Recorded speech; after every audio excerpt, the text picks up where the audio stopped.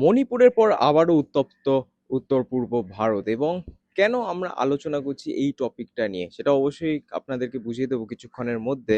কারণ আপনারা জানেন যে মোহনবাগান তারা কিন্তু সেমিফাইনাল জিতে ডুরান্ড কাপের সেমিফাইনালে তারা জয়লাভ করে ফাইনালে কোয়ালিফাই করেছে, যেখানে তারা খেলবে ইস্ট বেঙ্গলের বিরুদ্ধে।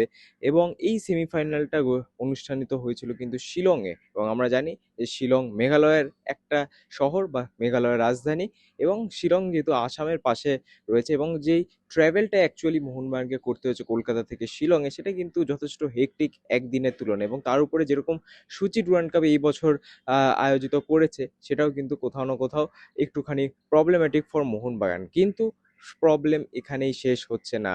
ম্যাচ শেষে আপনারা জানেন যে আসাম এবং মেঘালয়ের মধ্যে, এবং সেমিফাইনাল যখন চলছিল 19 তারিখ 20 তারিখ, এই সময়টার মধ্যে মেঘালয় এবং আসামের মধ্যে একটা কিন্তু টেনশনস রাইজ করছে, অর্থাৎ তাদের মধ্যে কিন্তু একটা প্রোটেস্ট হচ্ছে।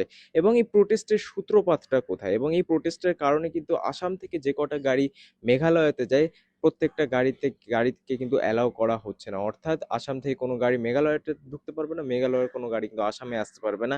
এরমটাই কিন্তু এখন চলছে।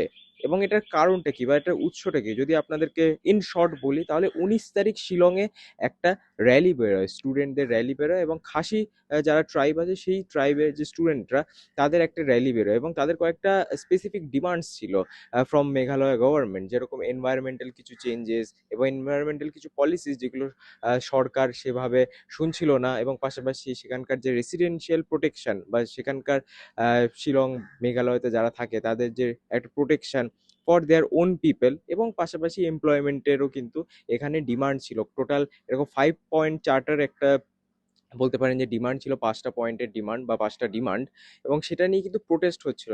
যাক গিয়ে এটা তো হলো অন্য কথা, প্রোটেস্টের কথা।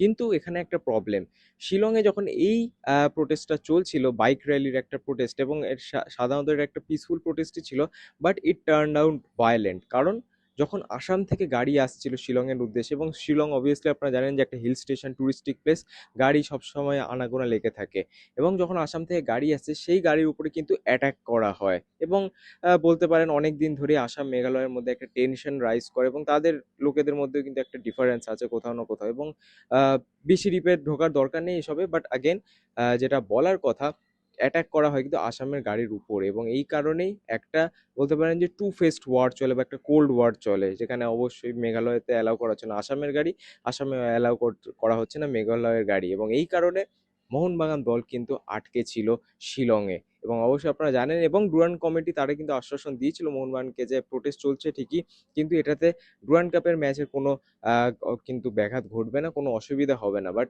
একটু হলেও অসুবিধা হয়েছে এখানে মোহনবাগানের, কারণ তারা 23 তারিখ খেলতে চলেছে ডুরান্ড কাপের ফাইনাল, এবং সেই ফাইনাল আগে তাদেরকে পৌঁছাতে হবে কলকাতা, এবং কলকাতা পৌঁছানোর পরও তাদেরকে বলতে পারেন ট্রেন করতে হবে, রিকভারি করতে হবে, এবং হাতে সময় নিয়ে কলকাতাতে আসতে হবে।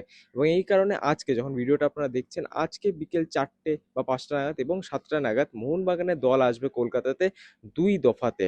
2 দফা মানে একটা টিম মোহনবাগানে যারা বলতে পারেন যে স্টার্টিং ইলেভেনের প্লেয়ার্স বা মেন প্লেয়ার্স, যারা মোটামুটি কিন্তু স্টার্টিং ইলেভেন থাকে, শুরু একাদশে থাকে, তারা আসছে শিলং এয়ারপোর্ট থেকে টু কলকাতা। সেখান থেকে শিলংয়ের একটা ডাইরেক্ট ফ্লাইট টু কলকাতা, ছোট বিমান যেগুলো হয় চার্টার্ড ফ্লাইট সেখানে। এবং আরেকটা টিম আসছে বা মোহনবাগানের যে বাকি প্লেয়াররা এবং সাপোর্ট স্টাফ, তারা আসছে আরেকটা বিমানে, সেটা গুয়াহাটি এয়ারপোর্ট থেকে। গুয়াহাটি এয়ারপোর্ট তারা অ্যাকচুয়ালি শিলং থেকে 2 ঘন্টার জার্নি করে গুয়াহাটিতে যাবে, সেখান থেকে কিন্তু তারা ফ্লাইটে কলকাতাতে আসবে, অর্থাৎ 2 দফাতে। এবং যে প্রথম প্লেনটার কথা বললাম বা প্রথম টিমটার কথা বললাম, তারা কলকাতাতে চলে আসবে বিকেল 4টে থেকে 5টার মধ্যে, এবং আরেকটা টিম যারা গুয়াহাটি থেকে আসছে, তারা চলে আসবে সন্ধ্যে 7টা থেকে 8টার মধ্যে। তো এরকমই হচ্ছে মোহনবাগানের travel plan from Shillong to Kolkata. কিন্তু যদি কথা বলতে হয় এইটা কিভাবে ইম্প্যাক্ট করতে পারে ডুরান্ড কাপের ফাইনালে, তাহলে অবশ্যই এরা জানে যে একটা তো কোথাও না কোথাও ইম্প্যাক্ট থাকবে, কারণ মোহনবাগান ম্যানেজমেন্ট কিন্তু ক্ষোভ প্রকাশ করেছে। মাত্র একটা প্র্যাকটিস সেশন পাচ্ছে মোহনবাগান এই ফাইনালটার আগে, অর্থাৎ আগামীকাল একটাই দিন, তারপরেই কিন্তু ডুরান্ড কাপের ফাইনাল। আজকে 21 তারিখ, কালকে 22 তারিখ, তারপরে 23 তারিখ। আমরা সকলেই জানি ডুরান্ড কাপের ফাইনাল হতে চলেছে, এবং সেখানে মোহনবাগান নামবে ইস্ট বেঙ্গলের বিরুদ্ধে। ইস্ট বেঙ্গল অবশ্যই একদিন এক্সট্রা পেয়েছে, কারণ 19 তারিখ তারা সেমিফাইনালটা খেলেছে, একদিন রেস্ট নিয়েও কিন্তু আজকে তারা অনুশীলন নামবে, এবং আগামীকালও তারা অনুশীলন করবে।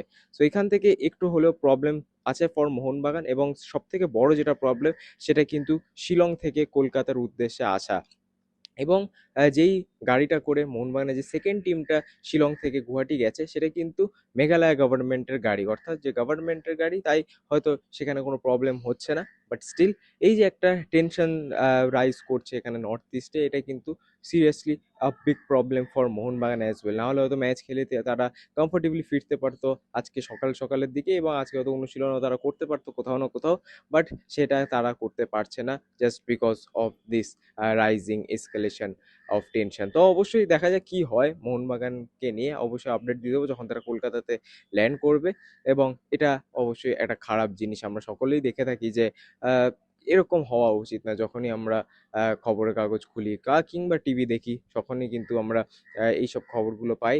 অবশ্যই এগুলো ইম্প্যাক্ট করে স্পোর্টসে, বাট কোথাও না কোথাও আরও বেশি ইম্প্যাক্ট করে যায় সেখানকার মানুষজনদের উপরে। আশা করব যে এই যে এখন প্রবলেমসগুলো চলছে এটা আস্তে আস্তে আস্তে আস্তে শেষ হয়ে যাবে, এবং আমরা আবার একটা কিন্তু নর্মাল লাইফে ফিরতে পারবো, সেখানকার লোকেরা একটা নর্মাল লাইফে ফিরতে পারবে, এমনটাই আশা করবো। বাট ফর নাও এই ভিডিওটা বানানো মোহনবাগান আপডেট রিলেটেড, এবং কেন ঝামেলাটা অ্যাকচুয়ালি হচ্ছে নর্থ ইস্টে আসাম এবং মেঘালয়ের মধ্যে, সেটাও আশা করি একটু হলেও ক্লিয়ার করে দিতে পারলাম আপনাদের জন্য। কেমন লাগলো ভিডিও অবশ্যই জানাতে ভুলবেন না কমেন্টসে, এবং আবার আপনার সাথে দেখা হবে অন্য কোনো একটা ভিডিওতে। ততদিনে ভালো থাকবেন, সুস্থ থাকবেন, এবং নমস্কার।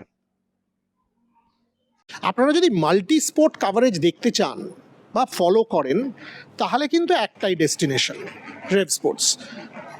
আমার বলতে দ্বিধা নেই যে বোধহয় আপনারা জেনে গেছেন, সেটা প্যারিস হোক, গ্লাসগো হোক, ইংল্যান্ড হোক, অস্ট্রেলিয়া হোক, ক্রিকেট হোক, উইমেন্স ক্রিকেট হোক, কমনওয়েলথ গেমস হোক, এশিয়ান গেমস হোক, অলিম্পিক্স হোক, আমরা কিন্তু সব জায়গায় থাকবো এবং আপনাদের জন্য অন গ্রাউন্ড কাভারেজ নিয়ে পৌঁছে যাব। তাই একটাই কাজ করুন, লাইক, শেয়ার আর সাবস্ক্রাইব করে দিন, আর নোটিফিকেশান বেলটা বাজিয়ে দিন। তাহলেই আপনাদের একদম ঘরে পৌঁছে যাবে বেস্ট অলিম্পিক এবং ক্রিকেটের coverage. Like, share and subscribe red sports Bangla.